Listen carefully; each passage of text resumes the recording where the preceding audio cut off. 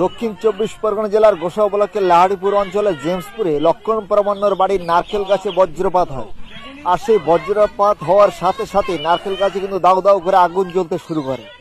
এমনকি নারকেল গাছের গোড়াতে অর্থাৎ মূল কাণ্ডের নিচেও কিন্তু আগুন জ্বলতে শুরু করেছে। ঘটনাকে কেন্দ্র করে এলাকায় যথেষ্ট চাঞ্চল্য ছড়িয়েছে। আর সেই ছবি আপনারা দেখছেন অরণ্য টিভিতে।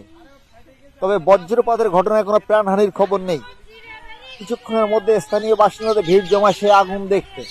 উল্লেখ্য, রবিবার সকাল থেকে আকাশে ঘন মেঘে ঢাকা ছিল। দুপুরের পর থেকে কোথাও কোথাও গুড়ি গুড়ি বৃষ্টি হতে দেখা গেছে, কিন্তু বিকালের দিকে হঠাৎ করে আকাশে গর্জন করে মেঘ ডাকতে শুরু করে। তখনই এই নারকেল গাছের উপরে বজ্রপাত হয়।